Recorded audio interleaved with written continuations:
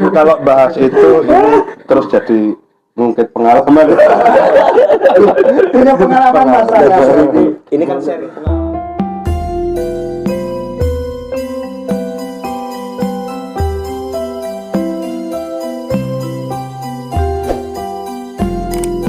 Kira-kira akan membantah atau tidak?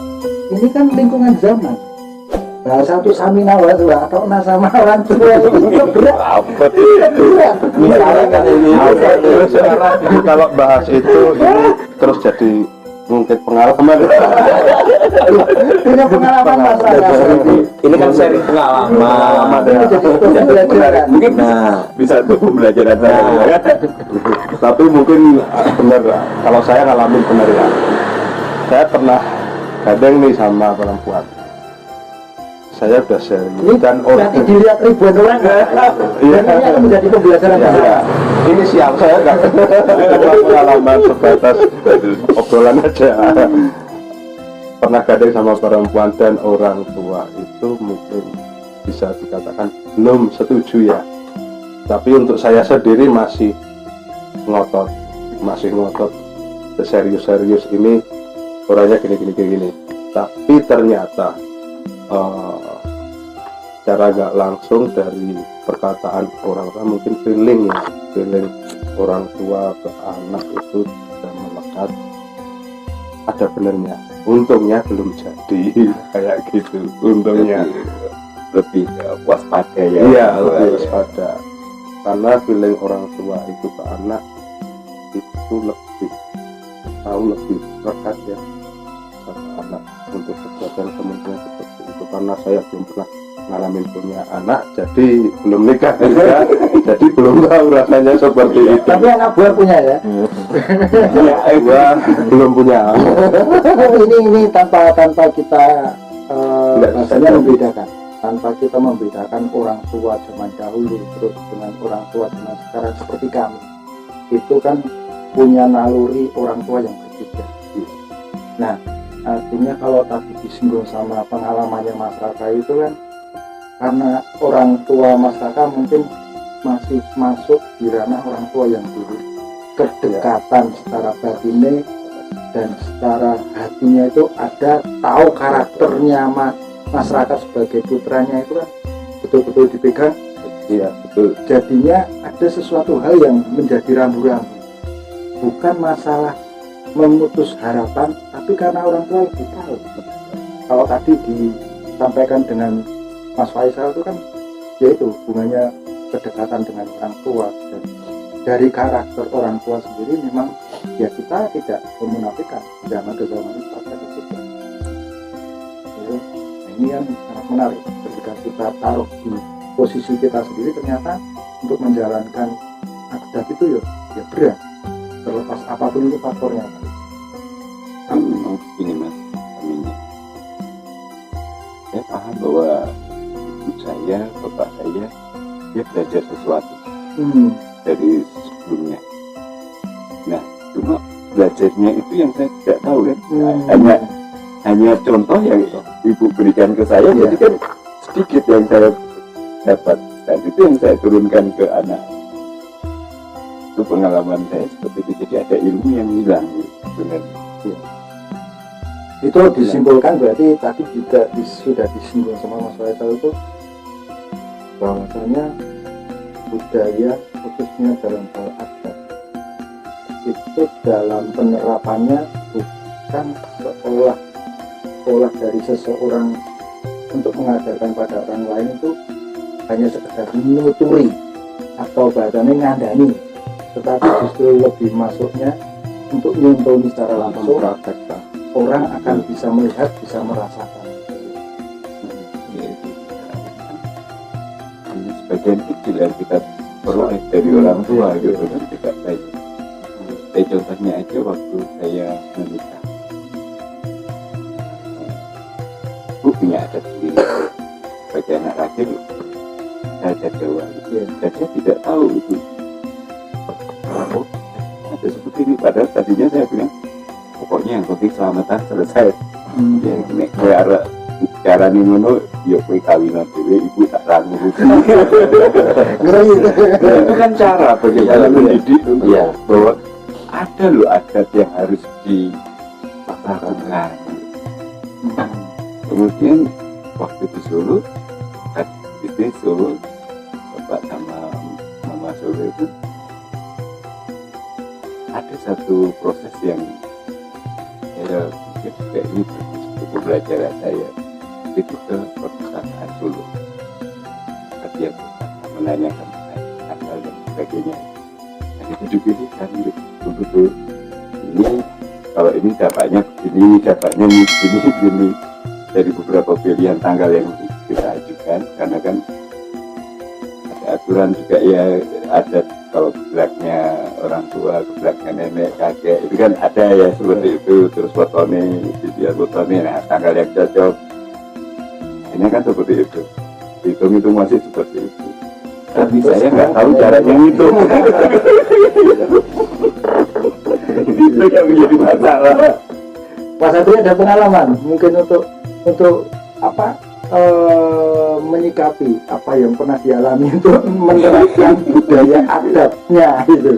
Dari ya kita tetap pasti pernah menjadi seorang anak, ya bukan pernah menjadi seorang anak, tapi anak kecil terus beranjak dewasa dan nantinya akan menjadi orang tua. Saat ini sih belum ya. Berarti tetap tunduk patuh sama orang tua. Ya. Saat ini masih istimewa. belum. Istimewa.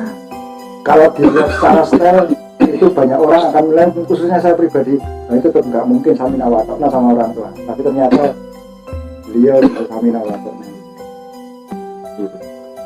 Ya, memang harus seperti itu kan, seperti itu. Mas Faisal pribadi, Mas Faisal, ini mengkerucutnya tentang adat. Kalau tadi yang disampaikan sama Pak Uji itu kan bahwa penerapan adat itu tidak bisa serta-merta hanya sekedar teori saja, tetapi memang secara tidak laku untuk diberikan contoh secara langsung. Walaupun penerimaan anak itu kan berbeda-beda, harus dituturi, ya kudu dicontohi. Pasti sebelah ini. Saya dulu. Itu saya itu saya. Karena memang yang namanya ngasih contoh itu kan secara keseluruhan kan. Dalam artian mungkin nuturi masuk telinga, tapi juga nyontoni masuk ke mata ya. Jadi dua indera ini nanti kan yang akan merekam ke otak, Jadi nek menuturi raiso nyontoni, salah satu akan kosong, pincang. Tapi begitu juga sebaliknya, seperti itu. Nah ini kayak pemuji tadi yang bilang bahwa tentang adat istiadat, contohnya pernikahan, ada hitungan Jawa, ada hitungan weton, itu sebenarnya kalau era budaya sekarang, misalkan jika secara ilmiah itu bisa, menurut saya gini kok, menurut saya bisa. Contoh, misalnya masyarakat ini paing, ketemu paing, nah itu dangdutan. Nah, ini Tunggalan. contoh nih misalnya itu mungkin kan karena budaya zaman dulu itu yang namanya adat istiadat itu juga di situ ada ilmu hitam yang diterapkan. Ada ilmu hitam yang diterapkan. Misalnya paing ketemu paing ini biasanya orangnya rodok mudu, ketemu bojo rodok mudu. Wong tuh lagi nek karo kai sama dia itu uang pas. Karena kamu sifatnya kayak gini dan aku lihat dia juga sifatnya kayak gini, seperti itu. Nah itu nek misalnya diterjang mungkin bisa terjadi pernikahan, tapi dibutuhkan mental yang kuat untuk mempertahankan pernikahan itu. Misalkan mentalnya nggak kuat ya nanti korbannya kan banyak gitu. Salah satunya adalah keluarga, apalagi kalau sudah punya anak. Nah seperti itu. Nah itu misalkan dalam sisi pernikahan.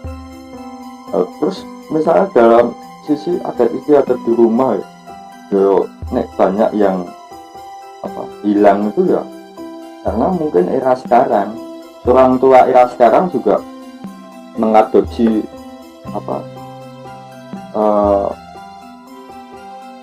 pola pikir pendidikannya adat istiadat ke anaknya juga udah modern, akhirnya terputus. Ya cuma seperti itu aja sih masalah. Kalau saya sih seperti itu. Ya memang tugas kita yang paling berat ini, kita memang harus harus kembali lagi dulu istiadat. Terus yang percaya diri, dalam arti percaya diri itu kita yakin saja kalau yang namanya warisan leluhur itu pasti baik, karena mereka sudah mengalami dan melakukan. Dalam artian warisan leluhur yang mendidik, karena juga banyak warisan leluhur yang kurang mendidik. Gitu. Misalnya zaman saiki ada budaya yang tidak mendidik, kita tularkan ke anak juga, nanti anak akan hasilnya kurang karuan seperti itu. Nah, ini tugas kita bareng juga, khususnya yang muda-muda. Kalau Om Budi lah udah pakarnya mungkin ya. Kesimpulannya untuk saya harus belajar dari yang muda sekarang itu. ini Bagaimana mensiasati itu kan. Itu yang muda sekarang yang lebih bisa mensiasati karena paham dengan kondisi gitu. Kalau tantangannya lebih tapi gede. itu karena mengedepankan akal. Nah, padahal repotnya kalau bagi kaitannya dengan sebuah budaya, apalagi kaitannya adat, itu akan berbenturan ketika bertemu dengan akal. Karena akal mengikuti dengan zamannya itu, Pak. jadi kesimpulannya yang tua belajar dari yang muda belajar dari yang tua belajar. Ini menjadi sebuah bentuk contoh konkret ya. Artinya adat, bahwasanya ternyata adat itu tidak menjadi sebuah kewajiban seorang anak atau yang lebih kecil pada orang yang lebih tua. Tapi ternyata apa yang diajarkan Pak ini yang menjadi bentuk konkret, orang tua pun langsung mengajarkan kami akan menghormati dengan yang tua. Ini menjadi sebuah pembelajaran adat itu sendiri.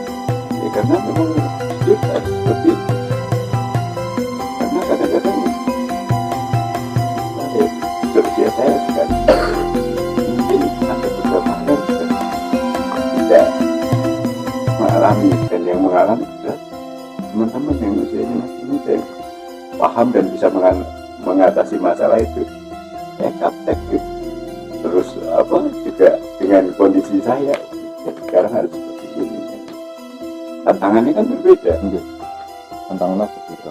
Dan mungkin kalau ada anak muda sekarang atau keluarga muda sekarang yang bisa menerapkan adat istiadat sopan santun ataupun apapun itu dalam keluarganya, itu sangat unik.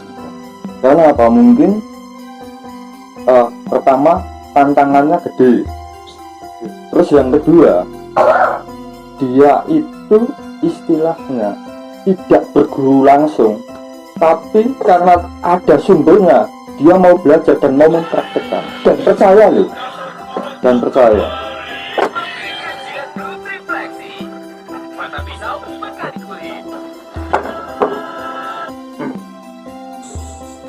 Maaf iklan. Bisa dilanjutkan. Itu kalau mungkin kalau ada keluarga muda sekarang bisa menerapkan adat istiadat itu sangat tinggi. Tantangannya begitu gede, dan dia mau mempraktekkan sesuatu yang mungkin sudah terputus. Nah ini mungkin ditakar di agama, keimanannya adat istiadatnya tinggi. Dia begitu percaya meskipun mungkin contohnya sudah banyak yang hilang, tapi mungkin mau belajar, mau dipraktekkan. Nah, itu istimewa masjid. Ini kesimpulannya karena kita sudah bicara waktu di Saudi dan teman-teman atau kaitannya dengan kita mengingat, menggali kembali dan berusaha menerapkan kembali budaya khususnya kaitannya dengan masyarakat. Itu bahwasanya berawal dari kita tadi mendengarkan apa yang disampaikan Pak Rudi itu olah rasa untuk bisa menghormati dengan yang lain dan bisa lebih mencintai pada yang lain, dan keduanya adalah olah rogonya untuk bisa menempatkan pada posisinya, dan yang terakhir apa Pak? Yang menjadi kendalanya diolah pikir yang bergerak. Saya pikir di situ. Jadi semoga ini menjadi obrolan yang bermanfaat bagi teman-teman. Sekali lagi ini menjadi satu momen masih terkait video Ngopi Pahit, obrolan santai, tapi semua kembali lagi demi kebaikan, berawal dari kita dan untuk kita juga, dan semoga bisa ditularkan untuk orang lain demi kebaikan. Itu Pak Udi, matur suwun, Mas Faisal matur suwun, Mas Taka matur suwun, Mas Andri matur suwun. Sampai ketemu di video berikutnya. Terima kasih dulur Ngopi Pahit, dan kita akan bertemu dengan pembahasan khususnya masih tentang budaya dan kekayaan Nusantara akan menjadi bahan obrolan santai kita ada di Omah Ganteng. Tentunya semua semoga selalu diberikan kesehatan dan keberkahan, dimudahkan dalam segala urusan. Wassalamualaikum warahmatullahi wabarakatuh. Salam rahayu.